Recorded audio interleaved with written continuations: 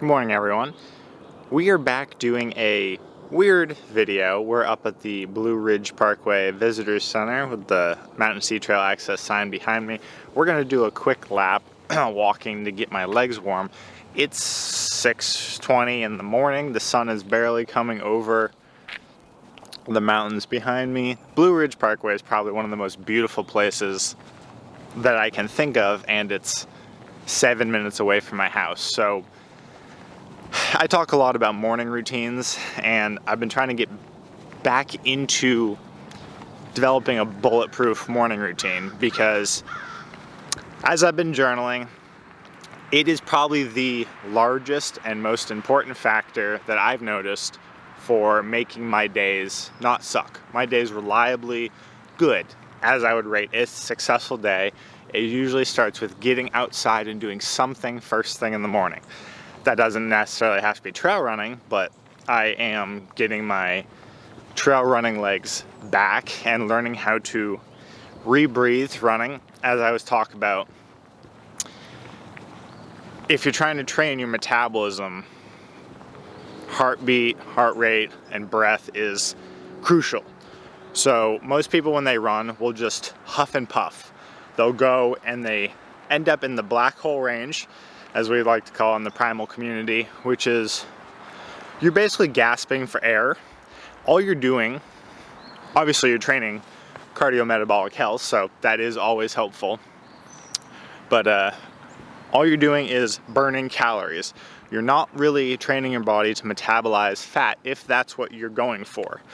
We have the visitor center behind me and a nice little map of the parkway here. I'll give you an overview whenever we leave. I'm just walking around to get my legs in shape and chit chat real fast. So I've been trying to retrain myself to trail run at an aerobic intensity. And what that means is I should be able to hold the conversation and breathe through my nose. So that's been the trickiest part, because if you're used to running as an athlete in high school, college, you're probably used to pushing yourself and huffing and puffing through your mouth, just gasping for air if you're at that intensity level. And there's nothing wrong with that if that's what you're going for. So for sprinting, obviously you're going to do that, but I'm not going for that. I am trying to see how many aspects of my day, especially in the mornings. Morning is the easiest and most crucial part. If you're trying to train your metabolism to run off of fat, you're already in that mode from hopefully getting a good night's sleep and metabolizing fat throughout the night to fuel your brain and recovery processes. In the morning, you can just carry that with you as long as possible. So I've been doing some experimentation with and without coffee to see how long I can go before I actually really get hungry. Not like wake up and there's like a little rumble, like really hungry, as in the feeling of your stomach being empty and you being very light, and then your body cueing you that it's running out of energy. So I'm going to do a quick run, and then we are going to come back and finish this chat. I'll bring you along. I'm going to try a different trail on the Mountain Sea Trail. Strap a GoPro on, so I apologize for the shakiness if that happens, but we'll be back in about 10 minutes.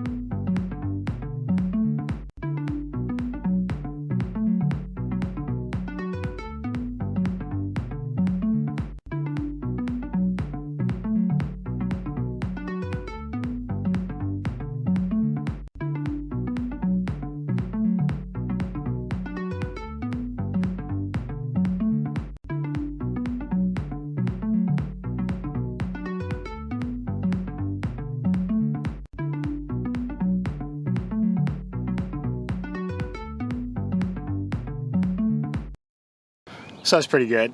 This is my new morning hair. I'm growing my hair out again, FYI. Last time I had it long was Hawaii, when I was learning to farm in my early mid-20s.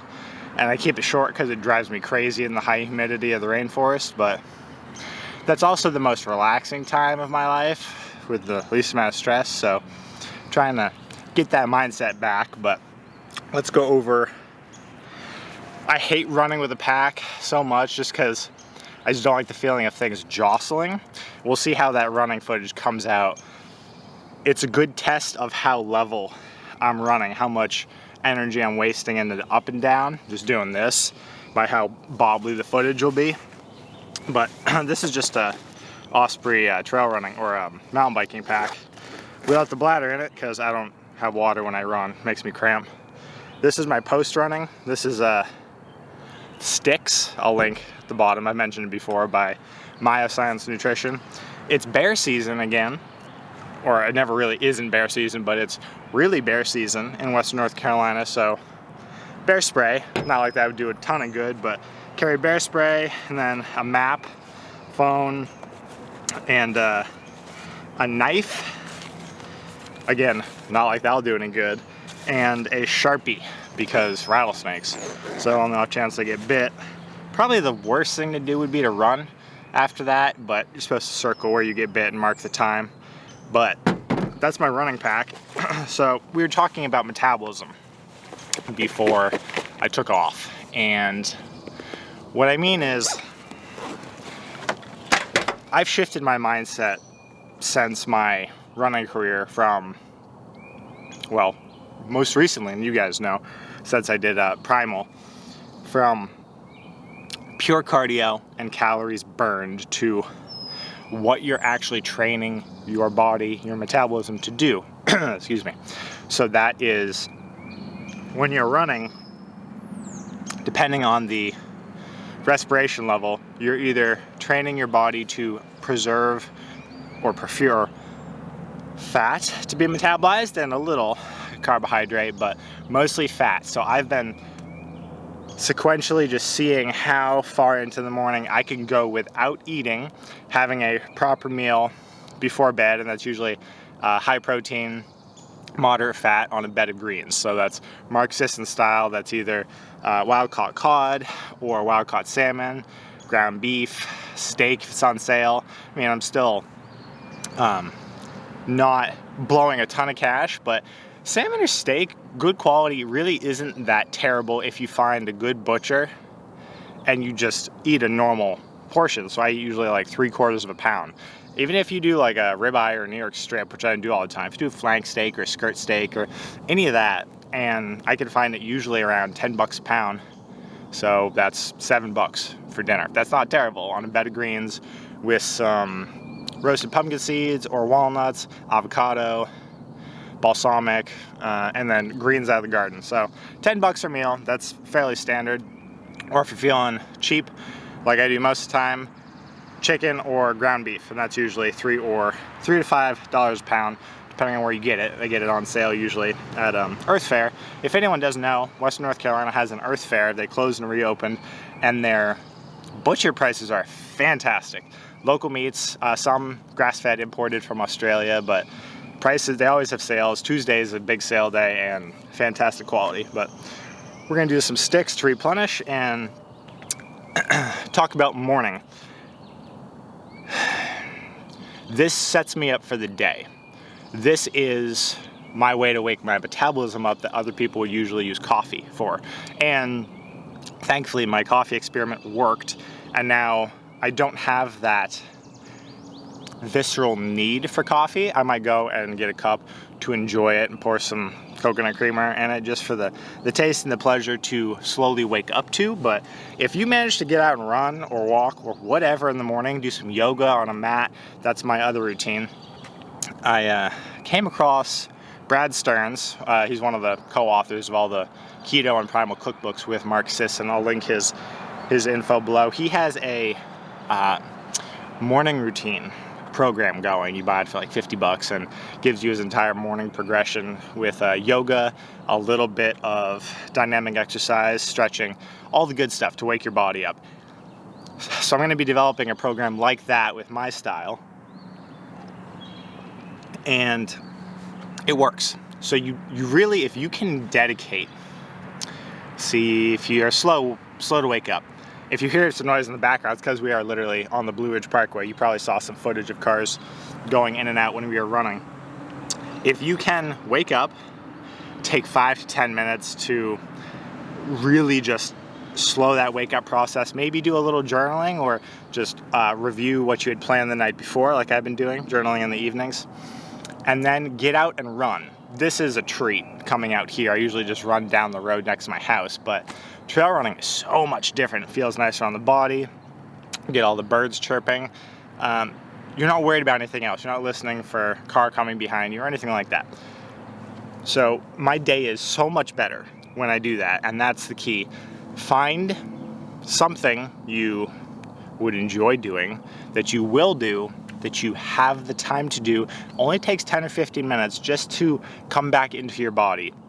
Review your day in a journal if you like, or I'm going to do that after just to remind myself of my to-dos. But summer, late spring, early fall, it's really easy to get away with that because the sun's up early, so your circadian rhythm kicks into gear early. I've been waking up at 5:30 for no reason and just laying in bed and thinking about business ideas for 15-20 minutes, and then I get up. But 10 to 6 tends to be the sweet spot for most people. So if I can be in bed by 9:30, be asleep at 10, be awake like 5:45 or somewhere in there, be up running by 6:15, and it took me 10 minutes to get up here today. And if I can be outside, getting my body going, appreciating the day, setting my intentions for the day or for the week, being grateful to be alive in beautiful rainforest that is Asheville, North Carolina, it's a pretty good day. And then to be working towards some cardio or fitness goals, and I will go back and not eat for as long as I can until I'm hungry and do some work. And then around noon, probably before I eat lunch, I'll give you guys, we're going to do a time lapse of the a really good project with my neighbor and my roommate and I, building that outdoor workout area I've been mentioning. Found a whole bunch of good work from behind one of the businesses in town. I'll show you. We're going to time lapse it when it actually goes up, but we're building a workout platform. So I usually do a workout around 12 that doesn't involve a ton of running, since I've already done that. I might run around the block just to warm myself up again, and then do some strength and conditioning work. I haven't been in the gym in a while because you really don't need to. I've found most of my clients don't have the time to get into the gym. They don't have the time to dedicate, mostly just the travel time. 15 minutes there, 15 minutes back, even if they live close by. So instead they just get some resistance bands and maybe a kettlebell like I use. The resistance band I use will always be down, it's like 20 bucks, and you just cut it in half and you can do anything. I regularly post on Instagram and Telegram and Facebook about my little daily workouts where I'll just be out here. I will throw a resistance band around the back of my truck and just do some light body weight stuff. It doesn't take a ton of energy. Now, you're not gonna like pack on pounds of muscle and have the same progress you would coming out of the gym, but I don't think that's what most people are going for. I think most people are trying to work their body, feel everything, connect, gain a better understanding and intuition of their physiological health. So yeah, it does work all of your muscles, and there's absolutely nothing wrong with, before I leave, I might just do some push-ups, do some explosive jump squats, do some rows against the back of my, you can do it wherever, and that's the beauty of once you get outside, if you get going, there's almost no barrier. Once you're moving already, your brain thinks of all these creative ways to do all of your goals. It's usually just getting out of bed, out of the house. So if you can get outside in the morning when the sun's coming up, realign your circadian rhythm, everything becomes a little easier, at least for me. And then same thing in the evening when it cools down, because it's miserably humid now in the in the heat of the day, and I'm surprised I'm not getting chewed alive by mosquitoes right now, which is kind of nice. But there's sun's coming up, extremely gorgeous view over the mountains right now. I'll give you guys a shot to close, but that's it for this one. I just wanted to tell you to try to get your morning routine down that aligns with the vision of your ideal day. Everyone has a day that they would make if they had the time and energy. Some people might be running on the beach first thing in the morning, and I definitely would like to do that too. Mine, I'm fortunate enough to be able to trail run, but carve out, well, first, visualize what your ideal day would look like to give you your ideal version of health, and then slowly work towards it, one tiny thing at a day, and you'll feel that the momentum builds quickly, and it's easier to snap back into the momentum once you know what you're bringing, and once you know step by step what your morning routine will be like. I'm gonna enjoy this sunset. I'm gonna go up to the farm later today. The next video that we will be doing is an exciting microgreen video. I haven't done one of those in a while. We have expanded. Casey Gardens is now in upstate South Carolina. I have a very good friend that you guys will meet in the video that is leading the expansion in South Carolina.